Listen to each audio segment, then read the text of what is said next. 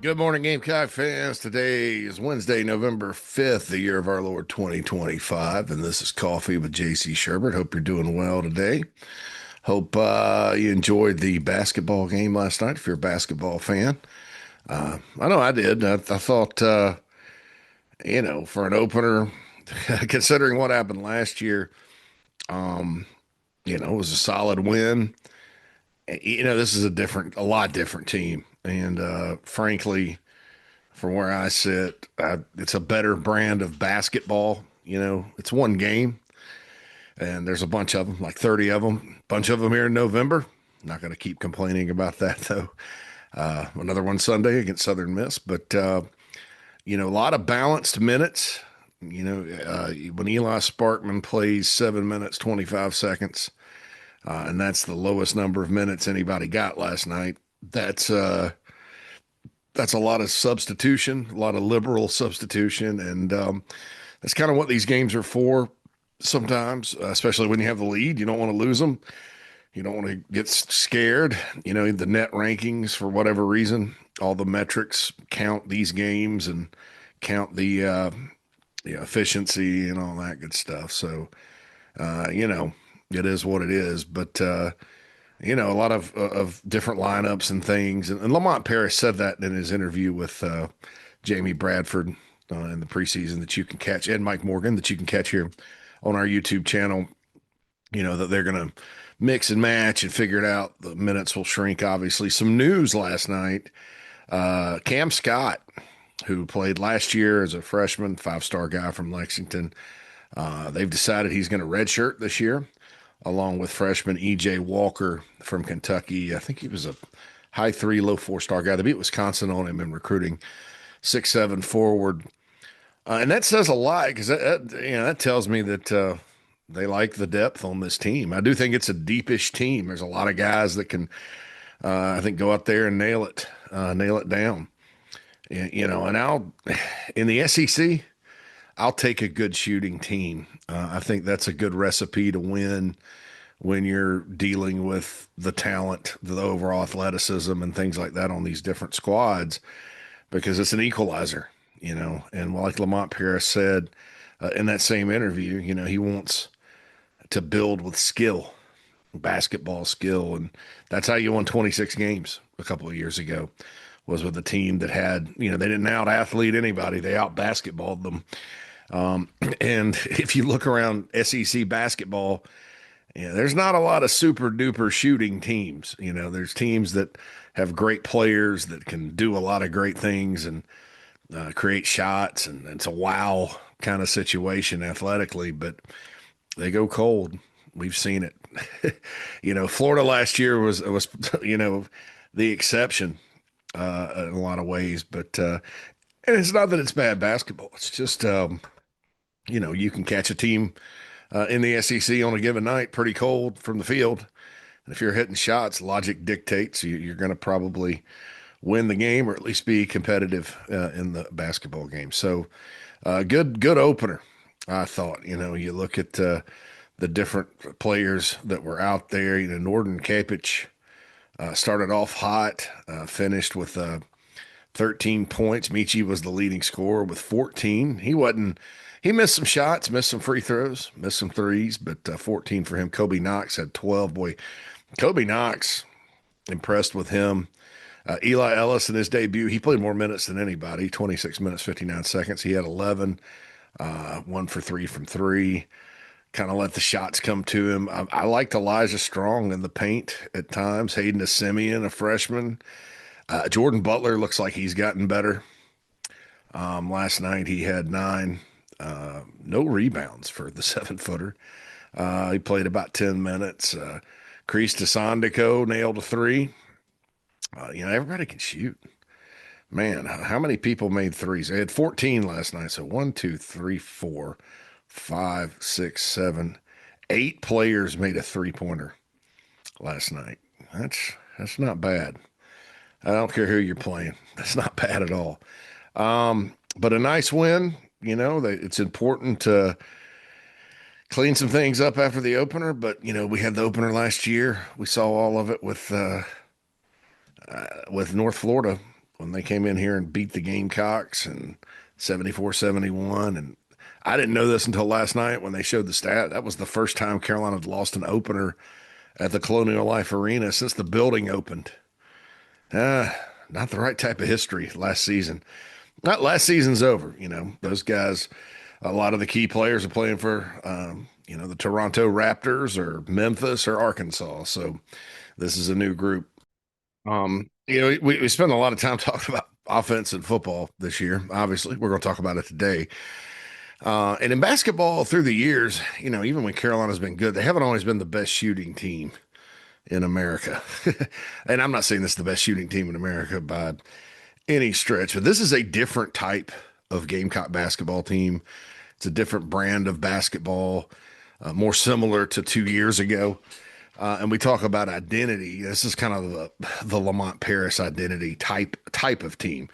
I don't know how many games they're going to win. You kind of look at it, and last night, you're up 80-52, and they kind of let North Carolina A&T not back in it, but North Carolina A&T went on a 20-11 run to close it out and cut it back to 19, and they covered the spread. It was 21 and a half. So the Gamecocks, if you bet it, you're probably a little chapped because NC A&T covered it late in the game. But look, man, I think that all in all, it's a good start. Like I said, no predictions, no promises, but at least, yeah. I mean, this everybody likes to see 3-pointers go in and shots fall, dunks. It's entertaining, quite frankly. And I found myself last night kind of just waiting to see who was going to shoot the ball next. Because you never know. Very balanced, scoring, playing. They pass the ball pretty well. Eli Ellis had 5 assists last night. Michi had 4. Eli probably not known as a big assist guy.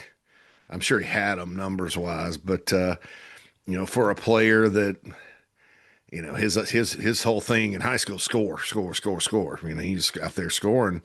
He's probably not used to having a bunch of assists, but he, to his credit, he went out there and did it. He didn't really force much, and that's good. That's helping. That's going to help you down the road. So, by the way, I didn't realize this. Two former Frank Martin players were on the NCAA&T roster from UMass. So that's just a little connection nugget right there. But yeah, good win, and we'll see how it goes from here.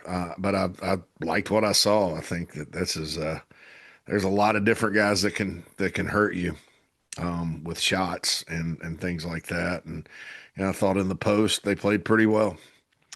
And Jordan Butler, obviously, Jordan Butler looks like a different guy. How good is he long term? I don't know, but he looks like a different guy out there. And I like Simeon, and I like Strong, and I like Kreese DeSandico, and I love Norden Capich. I really liked that UC San Diego team last year anyway. They had a lot of good players, and obviously took Michigan to the wire in the NCAA tournament, as Eddie Fogler and George Felton and Bobby Crimmins, New York natives, used to say. NCAA tournament. So anyway, say a prayer for New York today, by the way. Anyway, I'm not going to get into that. But yeah, so nice win. Southern Miss, I believe 6:30 on Sunday night. So we're not going to have a Rooster rant Sunday night because there's no game. But before you tune into SEC Sunday night, check that out. Also, SEC Sunday night, they had a little special. You can catch it on YouTube. It'll be up on podcast at some point with the first playoff rankings last night.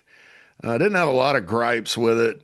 I need to dig in and kind of see if they're still doing unga bunga, 1 loss better than 2 kind of thing. But I know they pointed out some specifics and anecdotes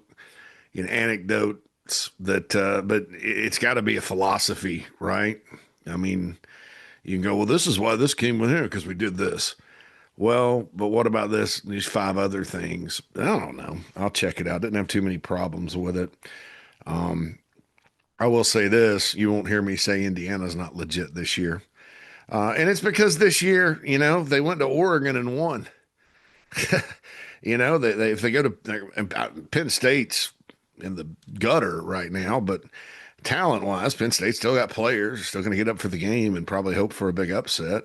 And they won. Indiana went to Iowa, which is not an easy. They're in the top 25 of the college football playoff poll, and won in Iowa City. So that's fundamentally different than what they did last year. And when I watch them, their players look more athletic, physical, all that. You just look at their linemen. This is a better Indiana team than last season. Better quarterback too. So look out for the Hoosiers. We talked about that on JC and Morgan yesterday. It's Wednesday. That's wide open Wednesday on the morning show. And the morning show, we'll have John Whittle on all things. Also, Rob Williams from SEC Sunday night will be joining JB, maybe some other guest. And then on the show, the chat box is open, Nana Sports chat box. That means anybody could get in. You don't have to be a Club Chief member. If you'd like to join Club Chief, it's cheap, $4.99 a month. You can join right here on the YouTube channel and talk to us every single day in the Nana Sports chat box. Tailgate Talks is out. DeCarrion Joyner is the guest this week. Please check that out and check out their YouTube channel as well at Tailgate Talks 547. Don't forget the at. And then I don't know why YouTube makes you do that, but they do. Then, of course, tonight, Sports Talk, 6 to 8. And following Sports Talk, it's the Late Night Gamecock Show with Matt Anderson and Alex Jones. And I'm sure that Matt's going to break down some of the ins and outs of the metrics for the basketball game, get into football, all that good stuff. It's always a great listen on the Late Night Gamecock Show. And, of course, Late Night is also, along with Rooster Rant, on podcast channels, a separate one from this one. So go check that out on Apple Pod, Spotify, hit subscribe, rate it 5 stars, write a nice review for the guys. How about it? And we'll go from there. All right, South Carolina football is in the midst of sort of some transition this year. I saw last night where Syracuse fired their receivers coach, Rand Brown did. So seems like everybody's making coaching moves in the middle of the season this year, and that's probably the nature of the sport. There's a debate to be had about how long this took at Carolina and if it's too late or not. But 3 games left, 3 good opportunities. You have A&M on the road. They're in the top 3. They're ranked 3rd college football playoff wise. I think if you're Carolina, you sort of want them to beat Missouri this weekend. A&M as a program, they tend to, they have more resources than Carolina. They have more resources than just about anybody in the country. So that's not a shot at Carolina. But through the years, that program, when it's been on the cusp, it's kind of they stumped their toe. Let's just say that, including last season. Now, Mike Elko is a different animal than the other coaches they've had.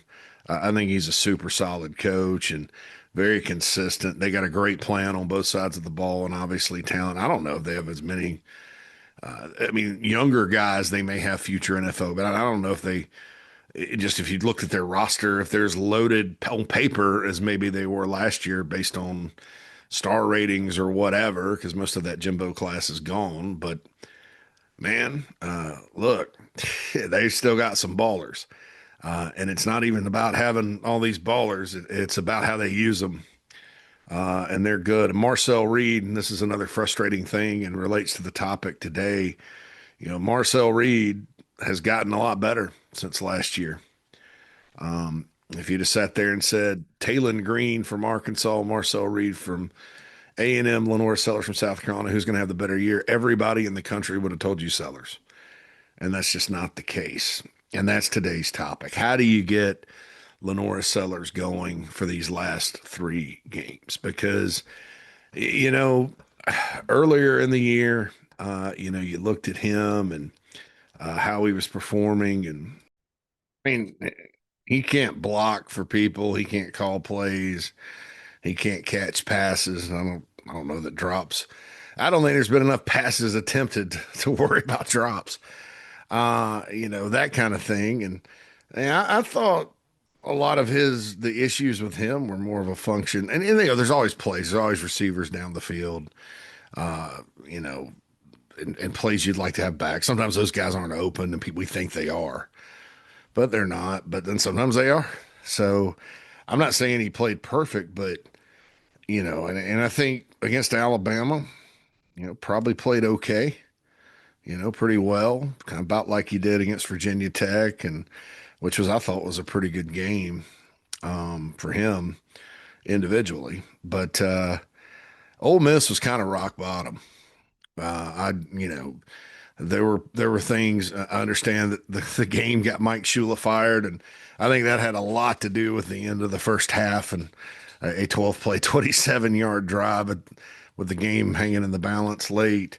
That's just on your coordinator and organization and bad coaching and things like that. But uh, you know, it for him, he missed some. Obviously, looked like a didn't. I mean, a kind of different type of ball he was. I don't know. I don't. It's. I don't know what they teach him and try to get him to do fundamentally, but it looks like his fundamentals have regressed and then abandoned him at Ole Miss. And we know he's all capable of more. And I reject. Look. LaNorris Sellers isn't playing well. Is he capable though? Yes. The people that there's some people opposing fan bases love to say over the he's just a running back. Guys and gals, let me explain something to you about football position evaluation, right? And I'm not the end all, but I've seen a lot of it. He's not a running back. If you want to move him to another position, you need to move him to something else because he would get cut in half. And and the guy doesn't carry the ball like a running back either.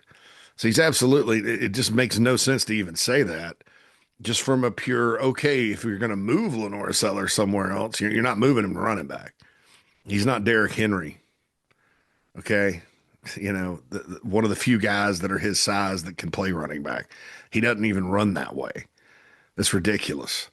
And it's insulting and wrong, right? As far as that goes. But on the other side of it, passing game wise, he doesn't throw a lot of contested balls. Maybe, and it looks like he's trying not to make a mistake sometimes. You can't play that way, man. You got to just go out and let it rip and let the chips fall where they may. I mean, Joey Aguilar from Tennessee, I think, is leading the SEC in passing. Of course, that system's set up to do that. That dude just lets it rip, lets the chips fall where they may, and sometimes you have to do that and have the confidence to do that. And LaNorris really through the first couple of years doesn't, zip it in there, man.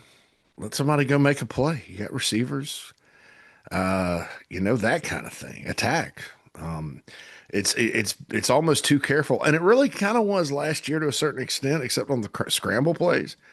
But and I don't know, maybe it's overemphasized. I'm not sure, because turnovers are a bad thing, interceptions are a bad thing. But so how do you get him going? You got Mike Shula's out, so you got Davis Dirk Coder, Davis Coder, Sean Elliott, Mike Fury, Davis. I don't see who else they would have coach the quarterback, but so I'm assuming there, and I've been told, the co-coordinators, Fury and Elliott, but I don't know who's going to call it, right? Actually, be the primary play caller. Shane Beamer probably will not talk about that because of strategery. You want to make it as hard as possible on Texas A&M and everybody else if they go, because opposing teams will scout tendencies. That's kind of one of the things you call defense with special teams. Like the other night when Ole Miss ran around the edge with the punter, Beamer said they broke a tendency because, in other words, when they have a guy lined up over one side, they don't. I don't know. He explained it. Go listen to him on the specifics. I don't remember exactly why it was, but breaking a tendency, rolling their punter out when a fullback or protector is lined up, whatever. I can catch you off guard. So the less they know about your tendencies, the better. And so that's why I don't think we'll get any clarification on it maybe until later. But what do these guys do to get him going? Because That's important for a number of reasons. Number one, it gives Carolina, the better he plays, obviously, the better your quarterback plays, the better the offense plays, right? And the more better your team plays, the more points you can score. That's common sense, right? And so, how do you get him going? And the specifics, the X's and O's, the roll, roll him out, don't do this, don't do that. A lot of that's debate. You can debate it. I have my opinion on it. I would not keep him in the pocket very often. And I would just, that's just not what I would do. Unless you do some different things up front to get him protected, I just would not do it. Just get him out, get him going, move the pocket, work the other side. Quick game. We've talked about that a bunch. I don't know why they don't do more quick game.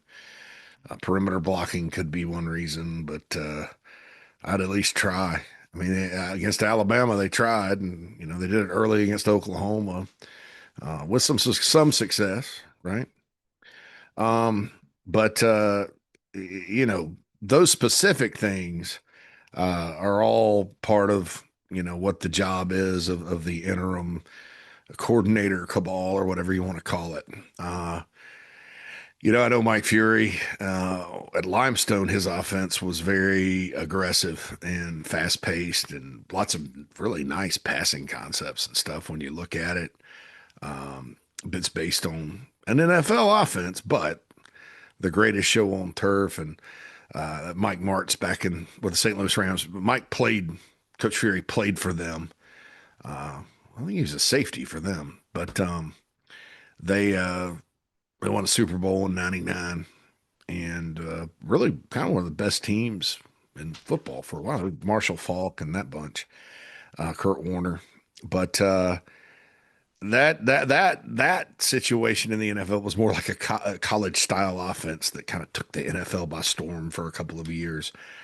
And so, it's a scale back version. If you got to teach it to D2 football players, and obviously, they had no problem learning it or whatever. Now, they're not going to install this entire new system in 2 weeks. That's unrealistic.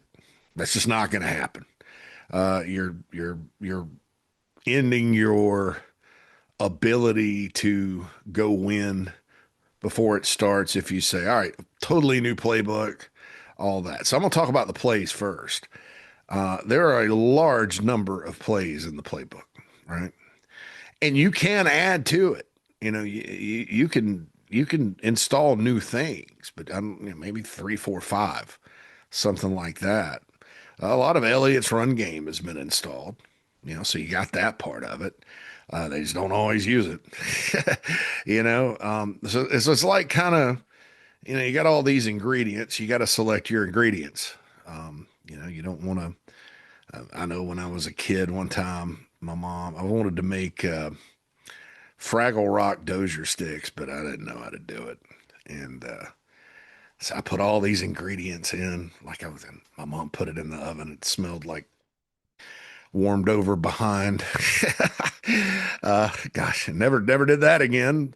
That's kind of symbolic of the offense this year. A lot of stuff and not a lot of hat, no cattle, right? And so you got to scale it back from what it was. And first of all, you have to identify, based on the philosophy of the new play caller, what LaNorris Sellers is good at. Like what are the 10 plays that he executes at a high level? What are the throws that he can make most times? That kind of thing. Got to go through and identify that, pick those out, and then attack. Scale back and attack. That's the mantra for this. You don't have to go super fast all the time, but go fast.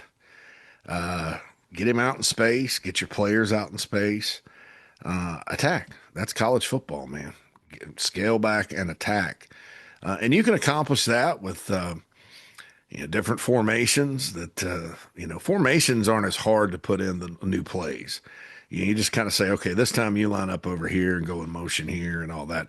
Steve Spurrier Everybody thought his offense was so complex. He had probably primary plays and like concepts and routes, 12 or 13. His playbook's online, so you can see it in the pass game.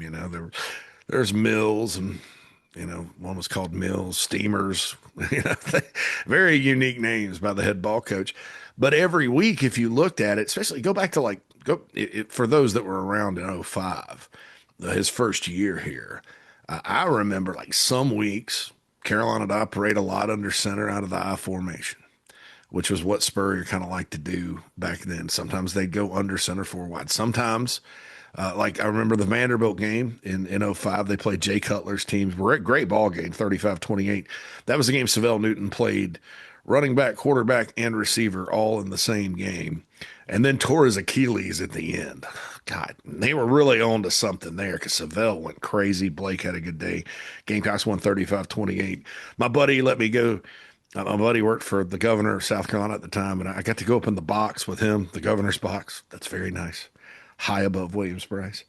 I'll never forget that day. But that game, Spurrier was kind of in all five wide, empty a lot, five wide, four wide spread, but the same place, same place. So you can accomplish a lot doing that. And so scaling it back is important. I would just get rid of everything that's beat your head against the wall stuff. I would just, I would get rid of it. Just don't do it. All these things where LaNorris has to change the protection at the line. And I know, just go, man. Just go. And I think Sean Elliott being the offensive line coach as well will probably make some adjustments there. But scale back and attack and do things to give him confidence and get him in a rhythm in the game. It's passing and running. I think that, it's not as easy as just calling a bunch of run plays for Sellers and people kind of know you're going to do that. And, you got to obviously have a plan if teams continue to spy him like they are. But, Ole Miss, two spies and two rushers dominated the Carolina offense. There's a counter for everything, folks. Okay, if you're going to do that, it's like resources. You're expending resources on this, a lot of them. So how can we hurt you? My opinion is, that back part, if you have spies, the area of the field between the safeties and the spies, it's probably got some space there, right? I think that was part of the field. Van Trevius was wide open the early, other than they never went back to it, but I don't guess, or maybe he didn't have time. But you have to kind of sometimes admit, and this is one of the problems I think with the offense this year. You got to admit who you are, and it shouldn't take you more than 3 games to identify that. Four at most. You got to say, okay, we're not good at this. Being a power run team is not going to happen this year. We want to run the football, but we have to find other ways to do it besides being a power run team. That's just kind of the long and short of it. And then you got to work around that, what you're not good. And you got to avoid that and then find counters that work based on what you're good at. And that's college football, high school football, anything except the NFL. And I had a kind of an epiphany with the NFL over the weekend. You guys know I pull for the Bears. The wife pulls for the Bears. That pretty much means I have to pull for the Bears, but I actually do pull for the Bears. Even though I've never been a big Caleb Williams fan, but sure as heck pulling for him now. The whole city is in a better mood when the Bears are winning. And they played the Bengals, and Bears have a lot of injuries on defense. The Bengals are not good on defense. And it was just so fun and awesome when you see these NFL offenses, when the defenses are wounded and not stopping you. And you kind of get it then. And probably a reason why some coaches get kind of obsessed with the NFL, because on the chalkboard and conceptually and all that, these plays they run up there are things of beauty. And there's a million of them. And they you give them a chance to have a game like that. Whoa, you know, that's impressive. I get it. But guess what? In college football, what you're doing is you're just punching yourself in the face because that's very complex, you know. And but I agree that when it works, it's great, but it just doesn't work in college, you know. And it can look that way, right? You can look at it can look that way, but college is much more, you know, dumb it way, way, way, way down, but make it look very, very, very complicated. NFL, it just looks and is complicated. And some days you're not able to dial those up because the defenses are too good. But it kind of made me understand why some college coaches maybe fall for that because it looks on paper and when you see it like the Bears and Bengals, you're like, wow, you know, and watch the Chiefs play, you know, that kind of thing. Although the Chiefs do a lot of college style stuff, but you know, anyway, that was just me there. I'm not certainly, you guys know where I stand on the NFL stuff, but you got to kind of scale it back for LaNorris. You got to identify what he's good at. And there are things he's good at. You just got to find them. And then it's a matter of calling them the right way and establishing a flow in the game. I don't think anybody would say Carolina ever established any sort of flow at all the other night at Ole Miss on offense and get him going. You know, and there's, you know, passes to be had out there. You know, there's passes to be had. And you don't have to always chunk it deep to Nick Harbor either. You know, you can, I mean, good passing games tend to be very selective when they throw deep balls. You know, they'll hit you with this, they hit you with that, hit you with this, run it, then boom, they'll take a shot. Shot plays. So you don't always, that doesn't, Lewis Riddick pointed that out. It doesn't have to be that way. So kind of, you know, looking back again with Fury's background at Limestone, I like that offense. You know, if it works, D2 ball, you really do have to coach well and have a good plan because nobody really has this big talent advantage down there at that level. We know what Sean Elliott's all about. We know that that's the old App State run game, and we've seen parts of it, but now it's his show. And I like that plan for the personnel Carolina has. I don't think you need to be anything but you know, solid on the offensive line to execute some of that inside zone and all the different things he does. And you saw that at Georgia State. So I think that you know, that yeah, there you go. There's run game, there's pass game. One thing I would get rid of right now is the option. LaNorris Sellers is not. That's one thing I don't think he's good at. It's like the timing of it. Yeah, I've never really seen the like true option stuff work with him. Um, it just looks awkward to me, and you're worried about it, you know, because the pitch may go. I mean, I just wouldn't do that now. You know, some of these reverse pitches and stuff. And I'd get Jared Brown back involved and could care less if he's a complete receiver or not. Just give him the ball, you know, do what Coastal did with him. He's explosive and can make plays. And I don't know if he's healthy or not. It's been a very disappointing year for him. He really just hasn't played a lot. You know, get some of these fast guys out in space and attempt to do that because, I mean, you got them on the roster. You may as well use them. You know, and then of course, you can accomplish that too by not being, you don't have to be complex to do it. I mean, you know, and here's an example in my non-coaching brain. I think I've said this a couple of times, you know, the first 4th-and-1 play, terrible.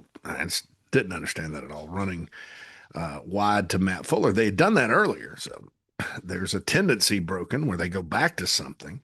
Because he kind of lines up, goes in motion, and it's like almost a jet sweep, I guess, to Matt Fuller. I just think there's better choices than that. And I love Matt Fuller, but he ain't the wide angle perimeter guy. They were fortunate because they got 5 yards on it the first time. Kind of caught Ole Miss by surprise a little bit.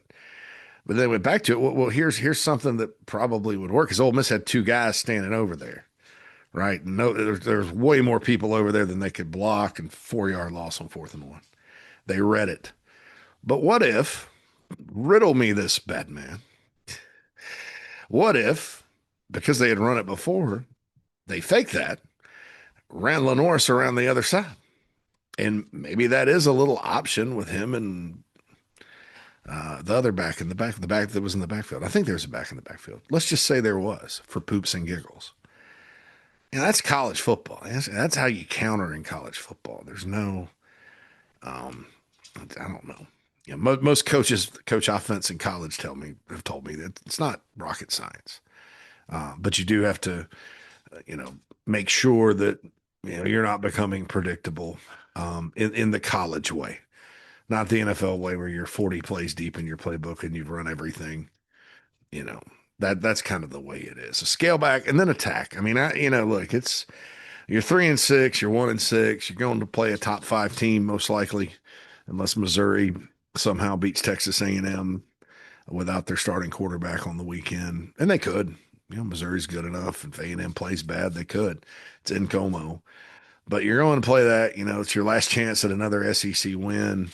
It's your last chance. If you lose it, you're not going to a bowl. Let it all hang out, man. Surprise them. Do something where you're aggressive, creative, and fun. Like I said yesterday. But you have to get LaNorris Sellers comfortable. And one of the ways to accomplish that, and look, I'm not telling anybody how to coach. Maybe there's some things internally you can do, and just sit with, get him mentally. I don't know anything about that.